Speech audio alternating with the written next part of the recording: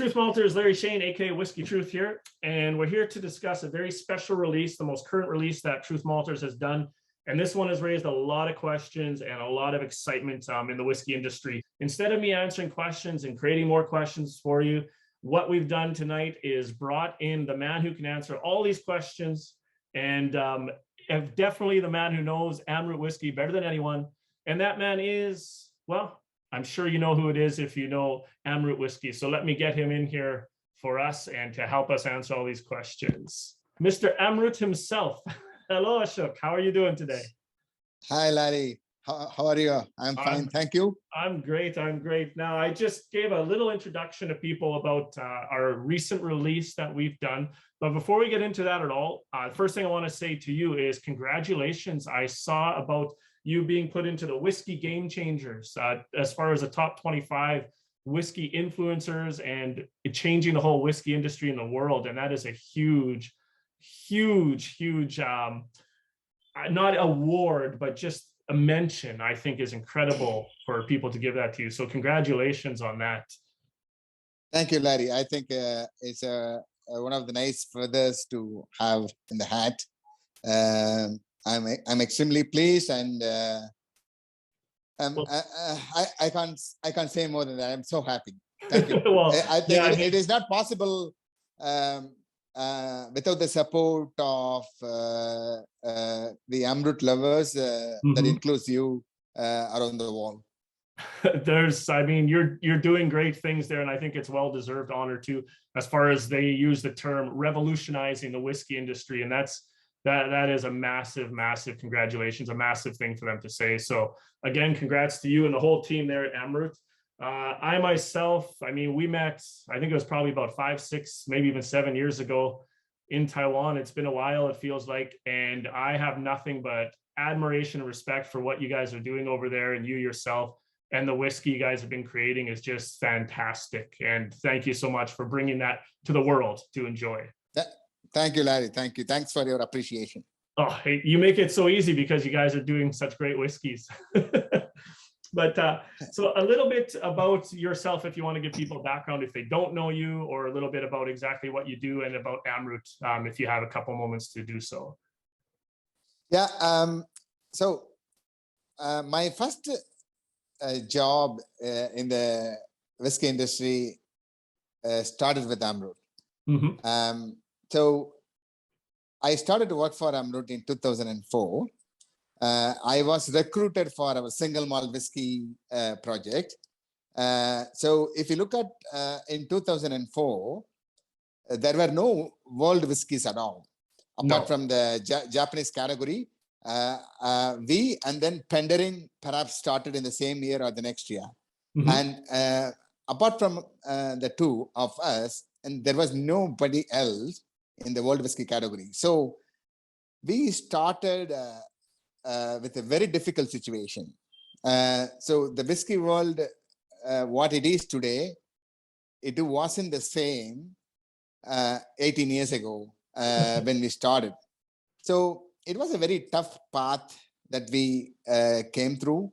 So I started my journey as a sales and marketing manager for Amrut.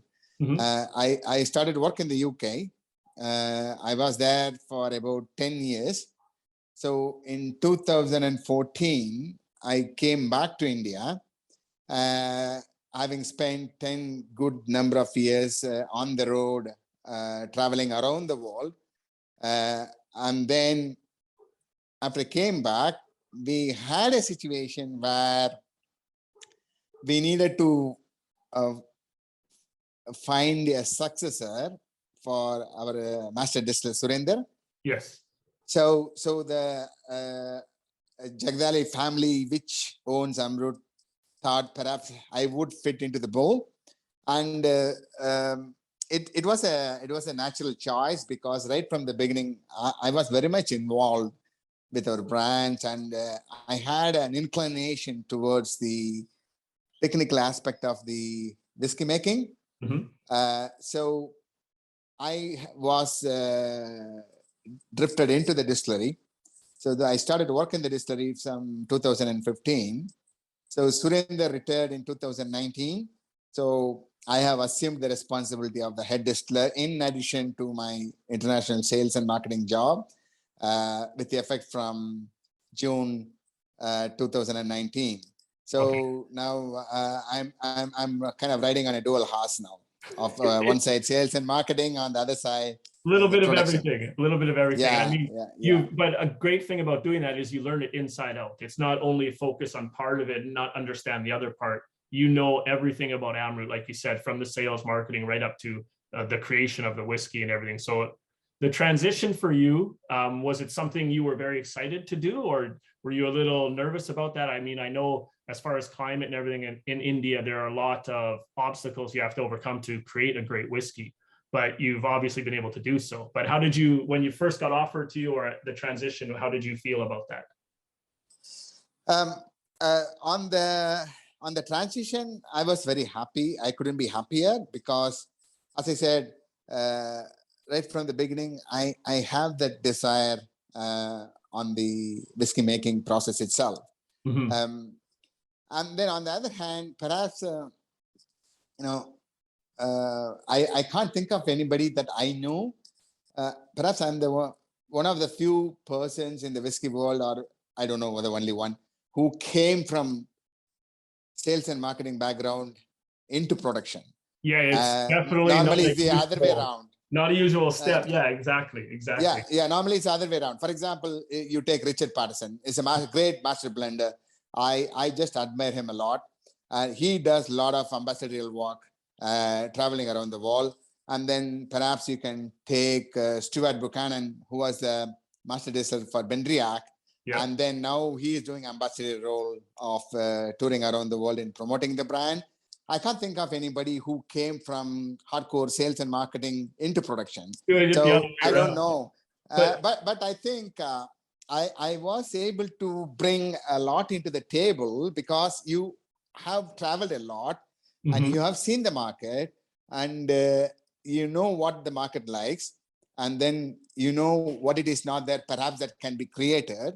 I think that is what helped me in forging some of the innovative ideas in the whiskey making, Well, it's a like real understanding of the consumers then is what it is, because you've met exactly. them face to face for years, and then yeah, you know exactly what they're, what you know, what would work and what maybe what you can work towards to give them products that they will really enjoy too. So I think your not backwards approach, but your backwards way of getting to where you are now worked out fantastic. And as you said, being one of the only two distilleries back in 2004, for world distilleries, really, you paved the way for everybody. So you may as well do it a different way because it's working and you've made it easier for everyone. So I kind of feel for you for having to do all the hard work for other distilleries to jump in and, hey, this is easy for us now, but you've done a great job. And I mean, the hard work I think is paying off, and the reputation and admiration that the name Amrut is getting from people around the world, I think is it shows how well you've done and how well your team there has done. So yeah, I think even though it's a lot and it's been different, the way you've went about getting to where you are now, it's really worked out, I think, a great way for you. Yeah, thank you. I mean, it wasn't easy, as I said.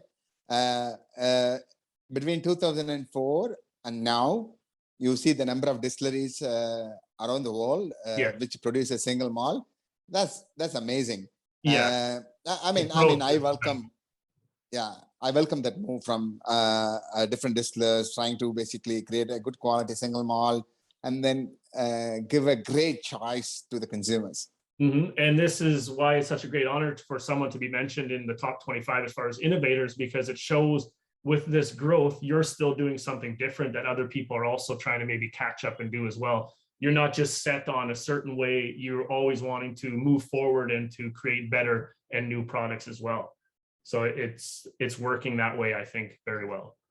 Yeah, I think personally speaking, that's the only way out for us, because we are still family-owned distillery.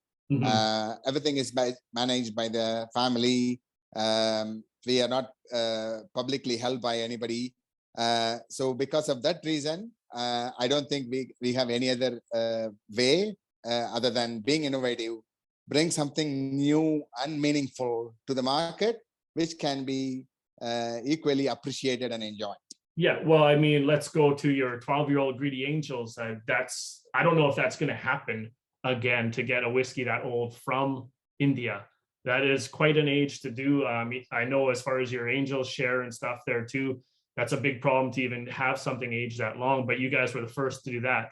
Your Naranje, the way you did that, what a great idea that was. And that one's really appreciated around the world. So there's a lot of firsts that you're doing, and it seems like you continue to do more and more. And every time there's a new Amrut release, people are like, how did they come up with this idea? And this taste is wonderful. Now, as I said, I think one of the reasons is like my hands are absolutely free to do what I want to do in terms of the experimentation. And Yeah. there is no hierarchy that I have to go and get approved, right? Yeah. That freedom and the involvement. I don't feel that I'm an employee of Amrut. I feel I'm a proprietor of the Amrut, right? Although I'm not. I'm talking about the feeling and the liberty that what we have. I think that what helped me personally to do a different. At any point in time, I have 3 or 4 different experimentation going on. Probably like if not all of them, 1 or 2 will basically tick all the boxes, and then you will get to taste it.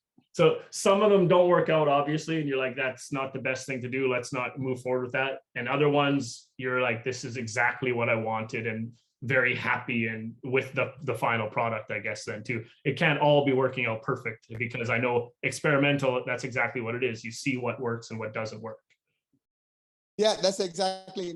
Unfortunately, that is a problem at times. For example, when you look at the first release of Amrut Spectrum 005, we had only 1,000 bottles, because I cannot go and create hundreds of barrels without knowing what the outcome is going to be. So we just basically made only 5 barrels to start with to see how it works. Fortunately, it worked out very well, and unfortunately for the consumers, I got one back there. I mean, the consumers, it's kind of like, oh, how come I can't find this? But you just said it. The reason is because you can't experiment and go all in and not know if it's going to be a quality product. You have the quality product, but now you can't go back and do that with the exact same cast. So that's the reason it's hard to find, but people have to respect that too, because you're not just pushing stuff out and pumping it out. You're wanting to come up with an amazing product. And the Spectrum, that is an incredible one. I've been lucky enough to try a couple, and I'm down to 1 and a little bit bottles, and I'm savoring that one slowly because I absolutely love that one. And as I mentioned, the 12-year-old Greedy Angels as well. There's stuff you've put out that we know can never be duplicated. And, we really have to cherish those whiskeys when we can. Yeah, right. Yeah, if we ever find more, though, if people do, I mean, they try to get it all the time, because it's worth getting a hold of. some fantastic stuff that you guys have put out. So one thing, though, we definitely want to touch on tonight that we've talked about. So earlier in my introduction was a release that we've done for Truth Malters. Now, for myself and you, as people don't know, but I met you back in Taiwan a while ago at Whiskey Live, I believe it was. And we bumped into each other and kept in touch as well at other whiskey shows and everything, and built what I feel is a good friendship, good relationship.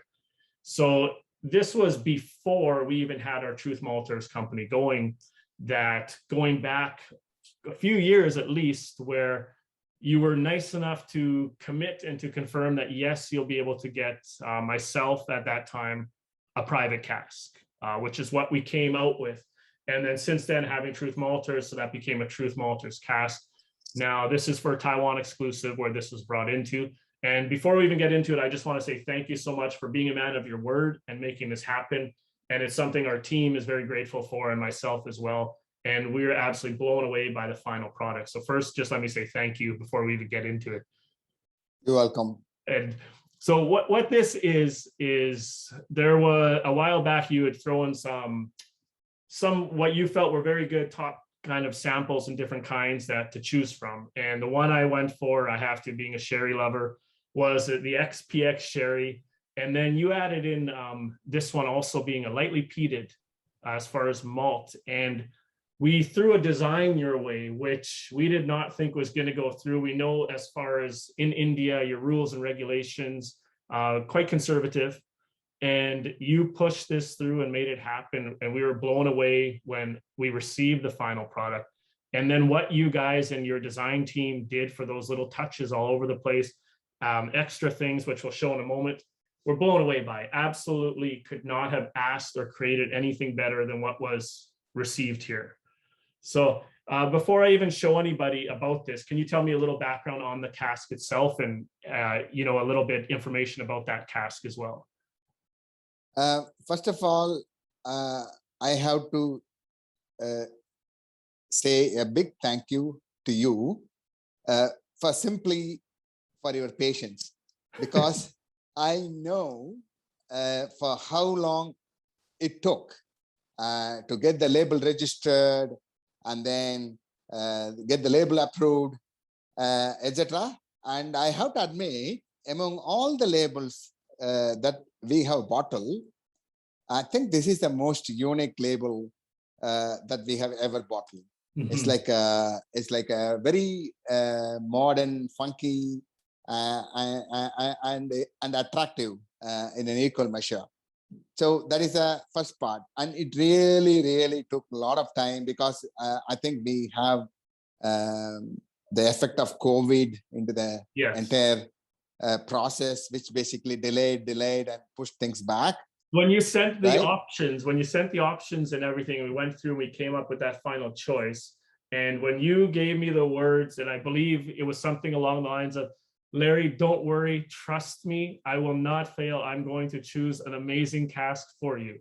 And that is what you said to me. And from that, and after choosing the XPX sherry, my mind was at ease. I mean, I have all the trust in you. And for you saying that, I know that you wanted to come through with something fantastic, you know, to kind of put your words and put it all together and create that final product of something that will be and really showcase you being, as I said before, a man of your word and saying, I am going to have an amazing cask for you and find it.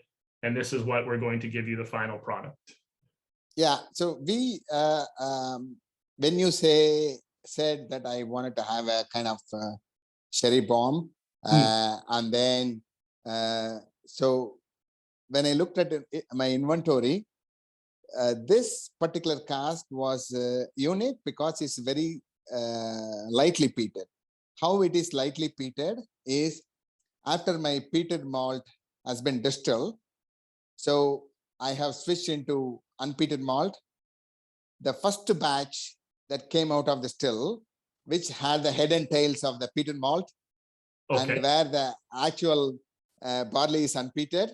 So that gave a nice and little phenols, not something to blow overhead like a typical Islay.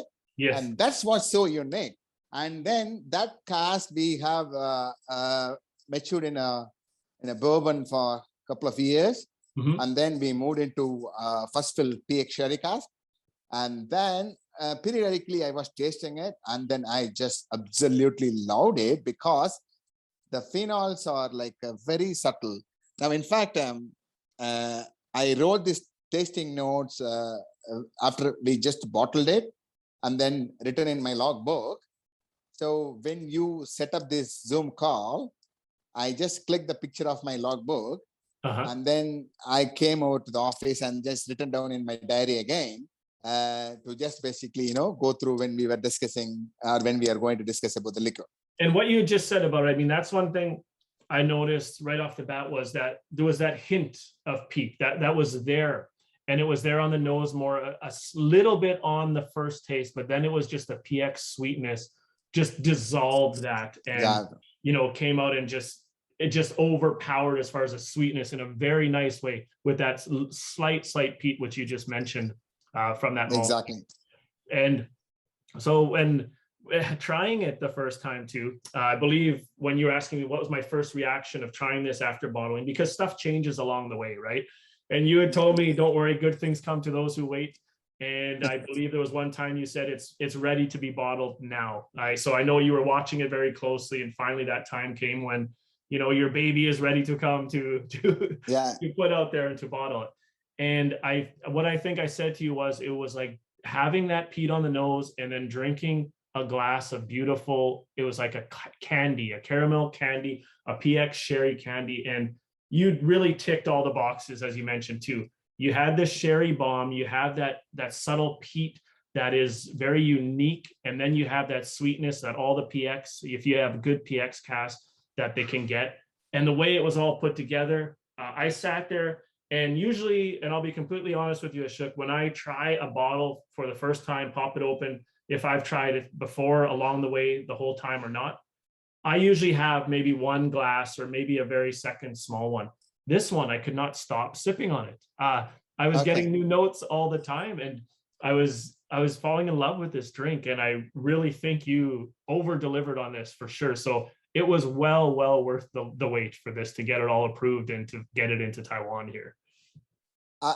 No, thank you for your patience, and I'm glad that you liked it, and I am pretty sure the consumers in Taiwan absolutely will love that too.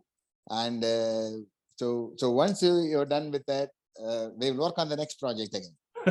I'm excited for it. The consumers in Taiwan, I mean, some of them being very well known in the whiskey industry, even as masters and keepers and stuff, they've been giving this very high scores in the 90s. And I'm going to show everyone a little bit about it. So the design that we sent you, the label that I know took a lot of time to get approved, I'll show that in a moment. But first, the canister was 100% on Amrut and your design team, I believe then. Yes. This is your input. And when this was taken out of the box, so to let people know, I hadn't seen this in hand until it arrived for the first time, really seeing it and feeling this. I had nothing to do with this. You even changed our logo, the colors and everything to match the Amrut. You embossed this, popped it out. Just absolute gorgeous. It all goes together so nicely, and took this out, and I was already thinking, wow, talk about going again above and beyond. Then when we get to the actual label itself, and this was by accident, I just kind of rubbed my hand on the front of it, and it's the first time I felt, like I mentioned, an embossed and a label popping out as far as the wording. It wasn't just a sticker you guys put on. You went even on every little detail. You just went over on, which was incredible. And I'll show that to people now who haven't seen this before. So you can see as far as the gold popping out, the lettering everywhere. And this is the label that you were just talking about, that it is a lot different. It is funky. It's got some cigar touches in there, different ethnic backgrounds and different things. So I'm sure it wasn't an easy one to get approved at all, but we're so happy it came out exactly as we had hoped. And then with your touches on it, it blew us away. And I'll keep saying that because I'm hard to really impress when it comes to whiskey, the look and the design of it, because there's a lot of different things done in Asia and around Taiwan and Japan and different things I see all the time. This one, you had me 100%. I was like, holy Ashok, you did it. Amazing.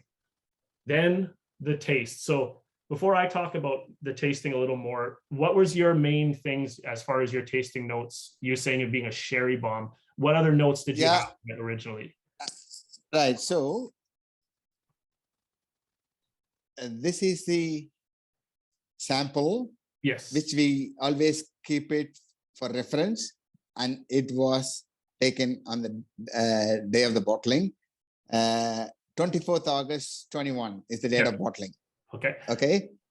In your label, it would say August 21. Yes, not an exact but date. it was June 2014, and then distilled, and then 2021 August bottled. Yeah. So So it's a good age on the Indian climate. Yes. Yeah. So actually, because of your weight and patience, you got, I think, 1 year extra aging. Yeah, I mean, you can't complain about that. Yeah, I don't know. You can't complain. Exactly. Yeah. So on the what I've written on the tasting notes is, on the nose, I have written leathery to start with. It's like a leather with a the sweet tone. Mhm. And then dried fruits and prunes, of course. Yeah, all those the sherry notes are all there. That Yeah, normal yeah, sherry yeah, bottles yeah, would have, yeah. yeah. And then what I written is the peat, which has a hide and seek game. Yes, yes. It So pops in it's and like out, says doesn't it? like I'm there, I'm not there. You know, kind Yeah, of exactly. hide and seek. Yeah, that's a And great you way. can That's see, a great, I'm going to be using that one because I always use the term of you get it, it's there for a moment and then it disappears. But the hide and seek is a yeah, perfect way to call that. yeah, it's a hide and seek, and then it's a kind of dry peat. You Mhm. can just sense that the dryness of the peat. But and again, another moment it's not there, and then it's coming back, Yeah. right? So with I think perhaps with time it grows a bit, and then vanilla, and then I have said buttered candy. So this is what I have written. And that's the sweetness part that again saying it has those sherry notes everything, but yeah, you have that buttery, that kind of toffee candy part that is a very Yeah. unique. And I don't know if it's because of the peat, the way it interacts with it or what it does, but it brings out a taste that I haven't had in other whiskeys before. That sweetness, it is just something different. And so Yeah. nice. Before I even have this sip though, I want to cheers you Yeah. because this is a project Cheers to years in you. the making and we're Cheers. very Yeah. happy with it. Cheers. Yeah. Cheers.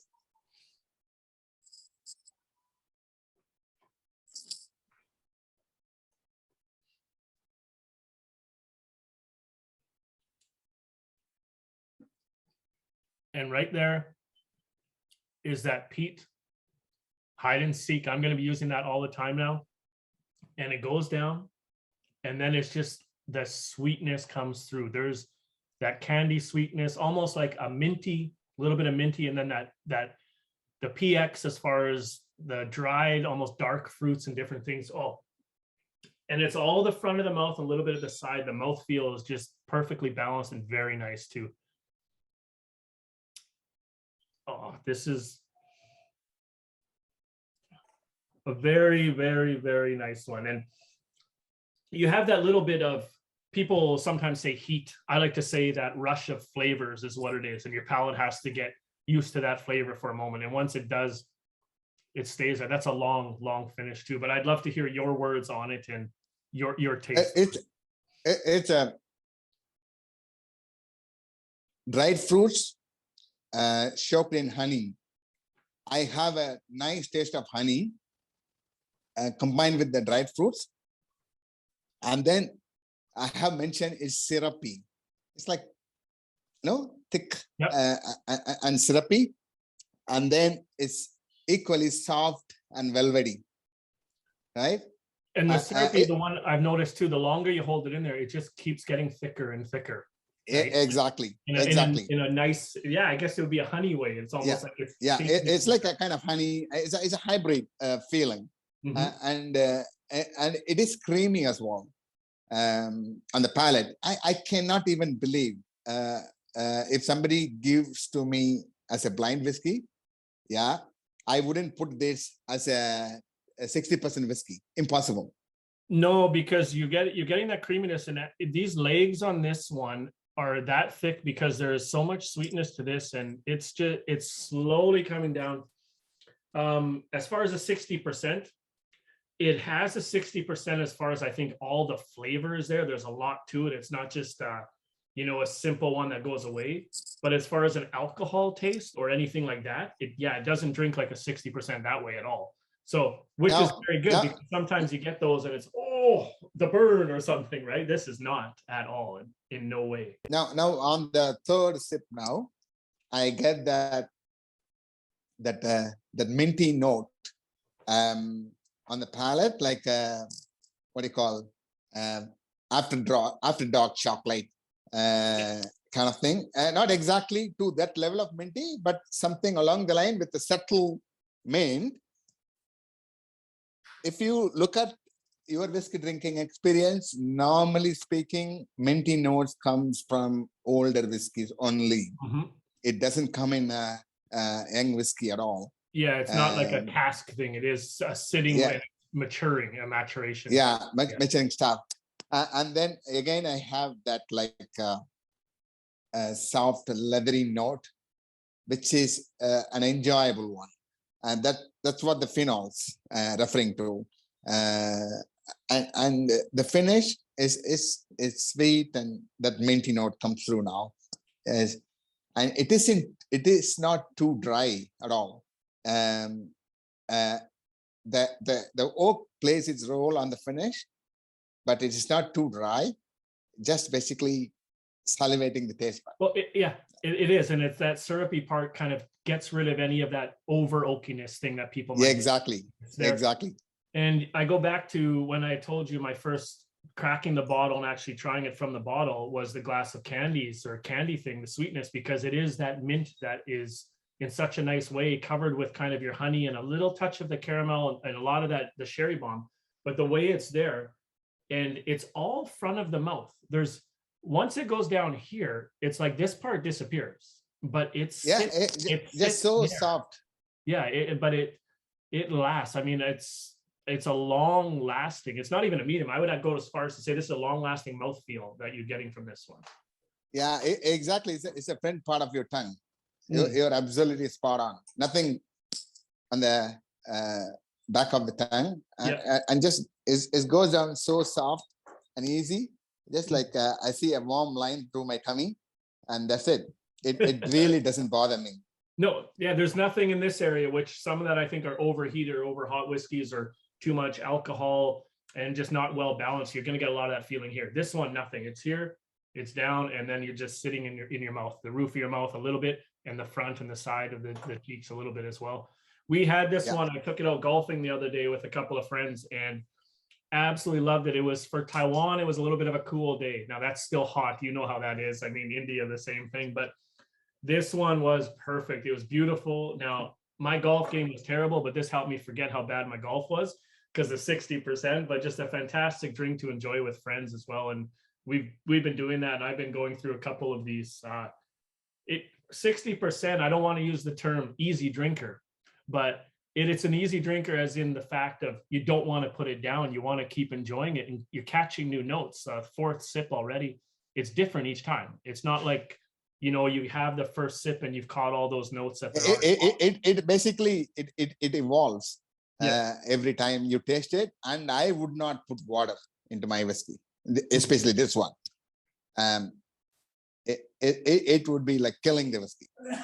Yeah, because I guess you're taking away from what it has to offer and exactly kind of the creation that you have there, that full 60% balanced whiskey. Yeah. You're adding it, you're killing, you're taking away that stuff, enjoying it with other people there. Exactly, yeah. Oh no, this is great. And the only problem with this, I will tell you though, Ashok, there is one problem with this.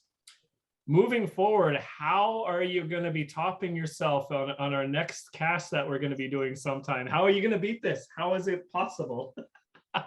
I think I have something in stock. That is, I mean, the point is, I just wanted to offer something. It's like unique. Yes. Okay.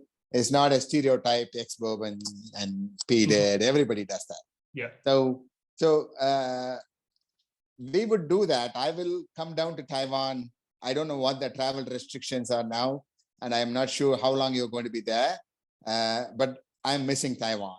It's been a long time. It's been more than 3 years, I guess, since I've been to Taiwan. Before COVID started, a little bit. Yeah, exactly. COVID started for you. Restrictions here, I mean, they're at the 7-day in the hotel and 7-day kind of at home or away from large groups, but I'm here back and forth all the time. I mean, I do have a home and stuff and everything here as well, and wife and child now, but I do go back and forth between Canada. But next time you come through, let me know. You know, the door's always open. We can go meet up for a cigar if it is, or dinner or drinks or anything too. And sure. We'll do that. I'll let the travel restrictions ease a bit, and I will definitely come over. Well, and you'll be seeing me in India too when that happens. We want to bring the team out there and show them the distillery there. And you guys have added, a little bit about your distillery. So you've actually added to it and built an expansion compared to going back a few years ago too. Maybe you can let people know about that as well. Yeah, we were distilling only 300,000 liters a year. Now from there, we have climbed up to 1 million liters now. We just like tripled our capacity. Yeah. And you are absolutely welcome to visit us.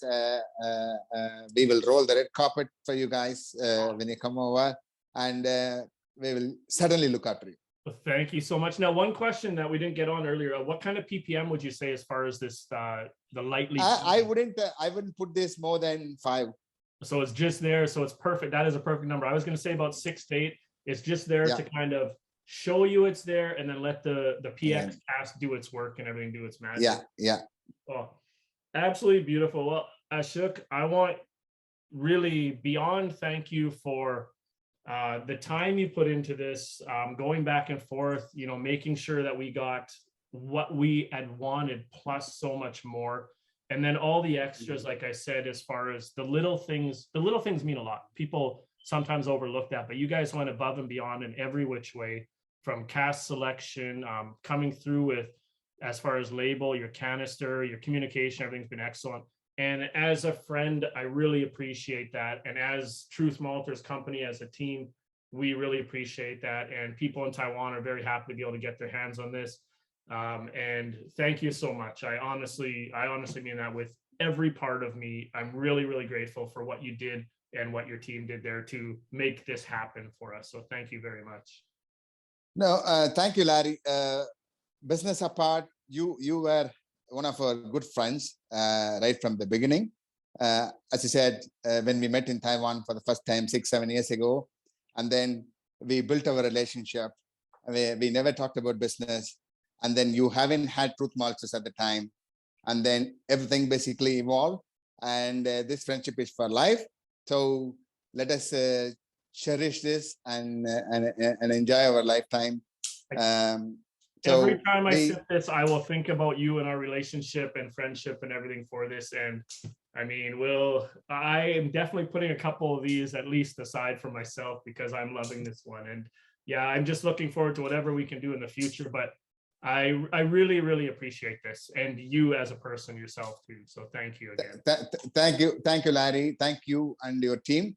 And I have kept a bottle at the distillery in our collection. So because, as I said, it's like very unique, the way the whole thing was done. When that sample bottle gets low, and I'm sure it will, maybe even tonight, because I see people behind you grabbing your glass and maybe trying to drink that, you can let me know. I'll definitely get some more your way to enjoy this. Just as you said, as far as a friendship thing, I think it's something we have to keep building on. It'd be good to always have those bottles there between us. But I look forward to seeing you next time you come through Taiwan, or when I get up there in India. And Ashok, thank you so much for your time tonight. I know you've had a busy day back to back all day with meetings and everything, but I really appreciate this. And if people have any questions later on, I might be sending you a few messages just to answer them if I'm not able to myself. But again, I appreciate your time and you guys, everything you've done for making this happen. So please do that. I'll be more than happy to answer that. All right. Thank you. Cheers for the friendship. Cheers. Yeah. Thank you to the friendship. Thank you very much.